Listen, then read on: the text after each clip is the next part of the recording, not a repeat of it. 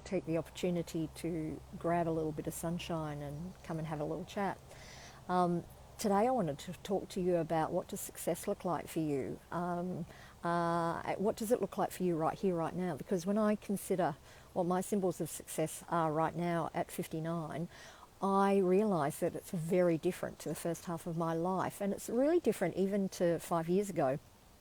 So I think it's worth the question as to, what does success look like for you? I have a friend here. Hello, say hello. This is Cara. So she was sitting nice and quietly, and hopefully she'll go back to sitting quietly, and we can continue our conversation. So have you stopped and thought about what does success look like for you? I was thinking about that today, and funny that one of the first things that came to mind was peace and harmony.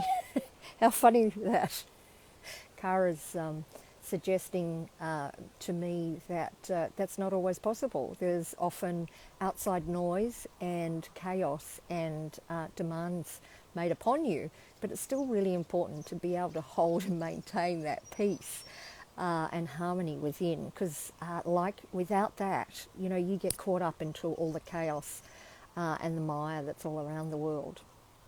And you get distracted and pulled and pushed, and you get kind of knocked off your center of gravity. Does that make sense?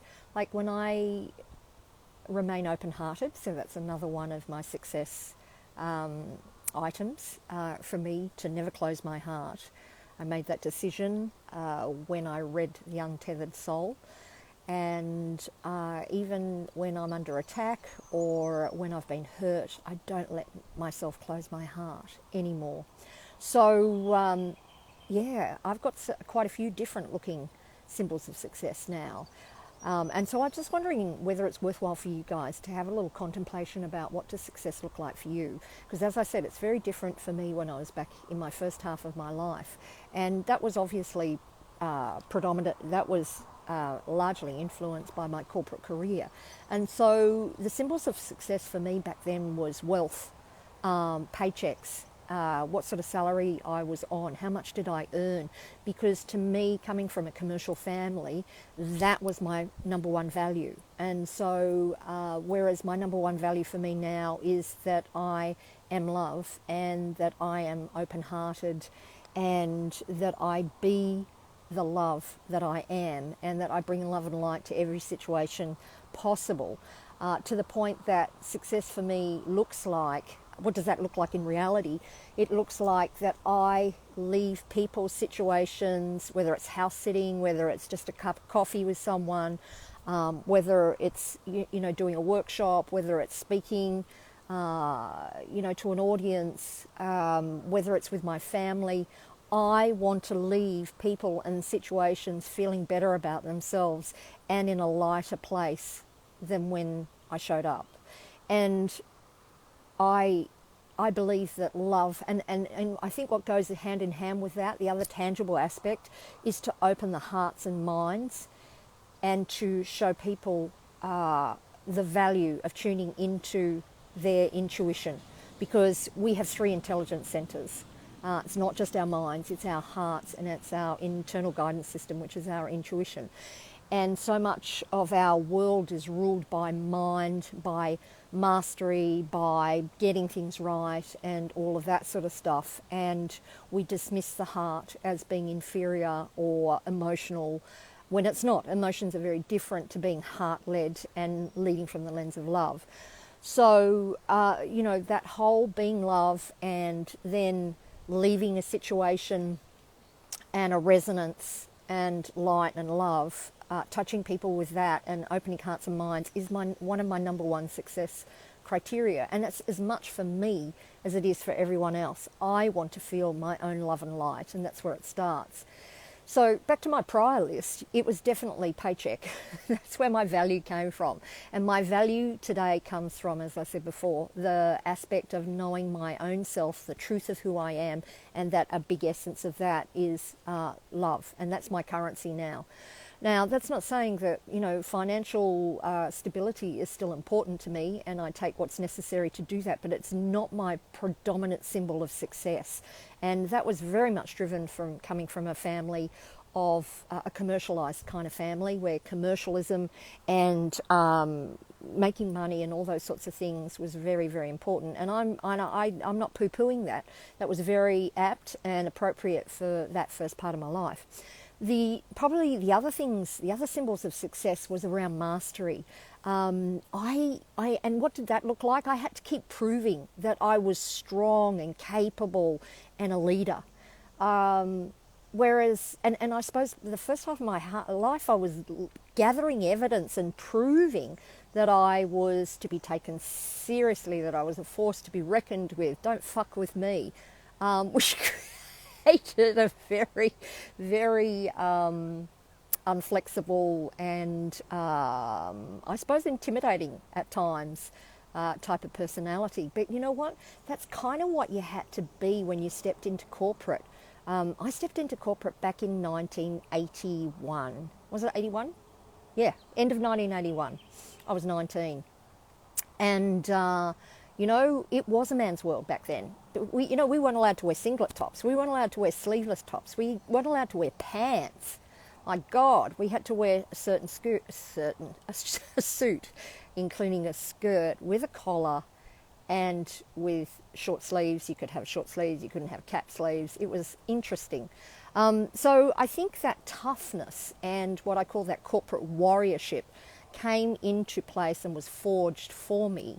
And so I valued that. That was one of my symbols of success, that I was a fierce leader and that I made things happen and I solved problems and I had mastery and I had influence. They were really, really important. Now, it's interesting that I still value those things like impact, but I want to be soulfully impactful. I don't want to actually do it through force. I don't want to do it through projection of my own values and beliefs. I don't want to do it in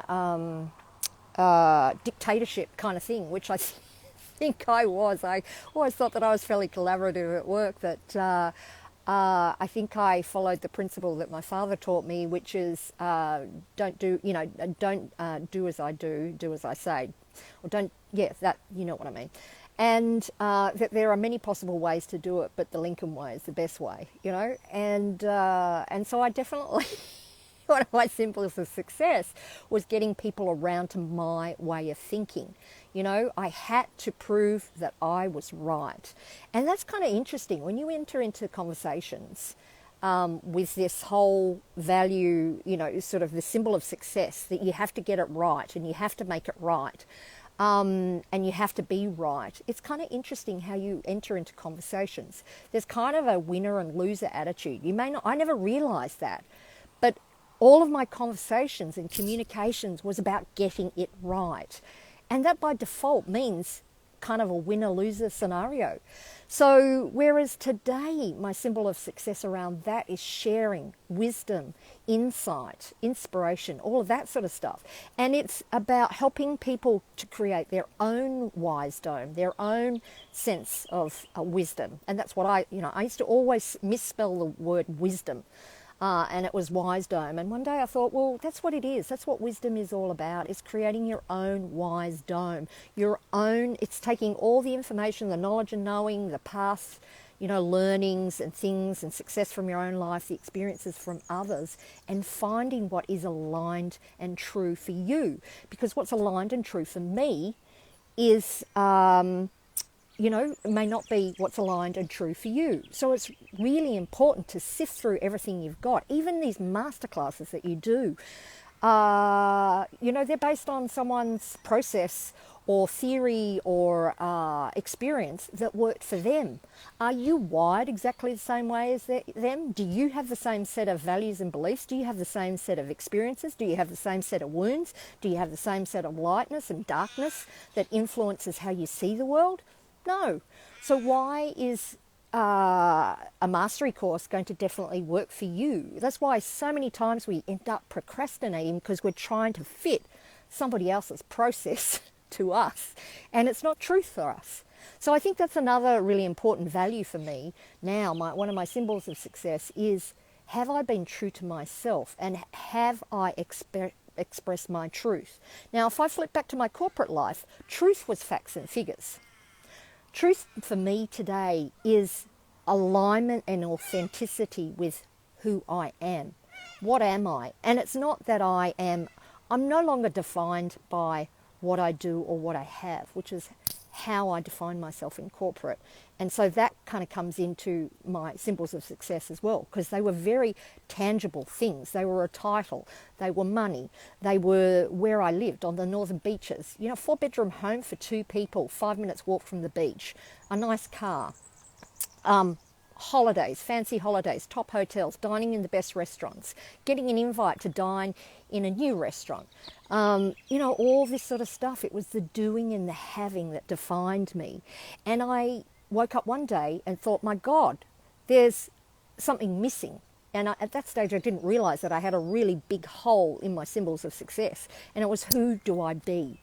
And what was really me? Who was me?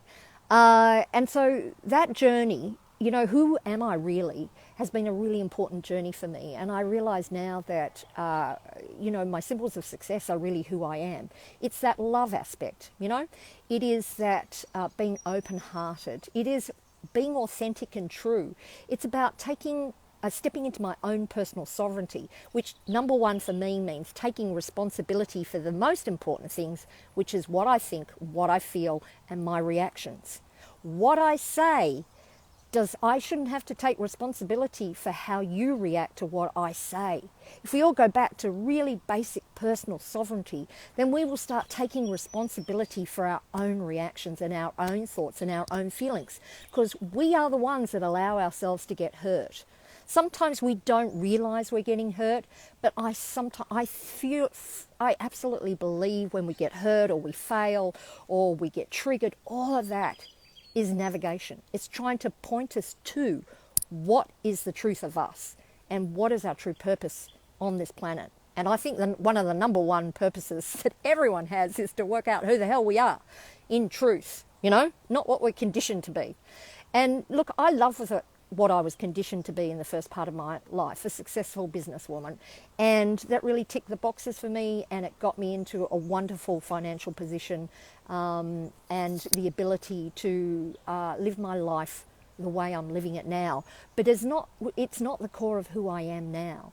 And so I think it's really important, if you're at one of these crossroads in life, if you're in a changing phase of life, in a different, making an inflection point in, you know, a life cycle, you know, maybe it's time for a career change. Maybe you've been in the one job for a long, long time and it's time to move out. Maybe it's time to move out of corporate. Maybe you want to become nomadic and live a nomadness life. That I call, you know, that's what I call it. By being a nomad, I'm outside of everything, societal norms, bureaucracy, all that sort of stuff. I'm a free spirit, which is a really important value set for me, and it's also a really important symbol of success for me, that I honour and I support and I follow my intuition to enable my free spirit, because when I do that, I am at my fullest and most authentic, and I'm probably the most open and loving and transparent person you can find. So I think it's, you know, a symbol of success is for me to be standing in my truth and to sharing that, you know, and sometimes it's about sharing the gnarly stuff and the uncomfortable stuff and the, you know, the messy stuff, because we are spirits, you know, here in a physical body, here to have a human experience. We're not humans having a spiritual experience. That's my opinion. And so when we actually embrace the fact that we are spirits here to have a human experience, we embrace our humanness. We embrace the messiness, you know, because it's not all positivity. It's not all, you know, roses come with thorns. So do we. So we can be beautiful petals that open in the sunlight, just as the sun is absolutely pouring open here. It's absolutely gorgeous. But, you know, we can be thorny at times. We can be bratish at times. We can fuck up. And, you know, we can be all of those things. But that's part of learning. That's part of human experience.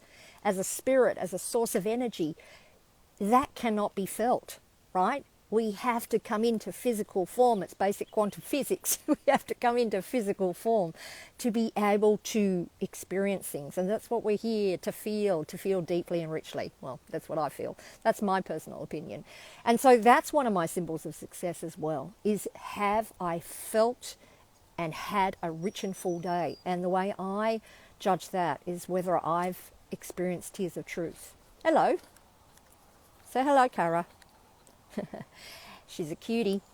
And, you know, tears of truth are really important to me, and that's why I'm writing this book, Tears of Truth, Crying for Success. Because it's not just about releasing and keeping a healthy physical environment and that it's good emotional release. For me, when I experience tears, there are so many different types of tears, and I'm going to go through all of those in this book I'm writing and give, you know, examples from lots of different people. And if you do want to contribute to the book, if you've actually had a really amazing experience that has been assisted through crying or tears, I would love to hear about it and include that in my book, because I think we learn through other people sharing. So it's not just my sharing, it's sharing from lots of other people I know as well. But for me, one of the two most important, other important aspects of Tears of Truth is not just the cleansing and the release and the expression, because it is a powerful form of expression and release, is that I experience tears of truth when I'm in truth. I tear up and I am so deeply moved when I am in my heart space and I am in my absolute resonant truth. And to me, that is one of the most powerful symbols of success and navigational ticks that I can get in terms of me being as authentic as I can. And that's, again, one of my new symbols of success. And I probably, authenticity and truth was, you know, probably important to me back in corporate, but it was in a very different form because I was such a facts and figures person. I was a financial accountant, my goodness. And so for me, symbols of success was balancing books. To me now, it's about rebalancing and recalibrating hearts and minds and being able to plug into your intuition so that we can be true multidimensional beings that we are, and not just work in mono, which is our mind, but also from a heart space and a soul space. So I'm going to leave it there because Cara has been very patient, and we've been doing quiet training, which has been challenging for both of us. And it's kind of interesting that I chose that, which was stepping into a very noisy background and stuff like that to move through all of that when I was wanting peace and tranquility. So anyway, sometimes we have to lean into the things, the antithesis of the things that we're wanting. I had to lean into the noise to find the peace. Sometimes we have to lean into our discomfort to find comfort. So yeah, that's a good question. What have you got to lean into today to find what's true for you? And take a few moments and reflect on what are your symbols of success now? And maybe you don't have the answer straight away, but if you set some intention around waking up to what they look like and how do they differ from, you know, past versions of you and your life, I think that's really important, because what happens is that we hold ourselves accountable to old symbols of success. And so then we experience struggle and frustration, and we wonder why we are procrastinating and why we're not moving forward. It's because our symbols of success don't match up to the truth of who we are right here, right now. And I think it's really important to know that disconnect. All right, let me know what you think about any of this, and if you want to share any of your symbols of success or one thing that you found really different and that you were surprised about or excited about or disappointed about, feel free to drop it in the comments below. All right, love you lots, and I will catch you soon. Alrighty, bye. Thanks for tuning in. See ya. Bye.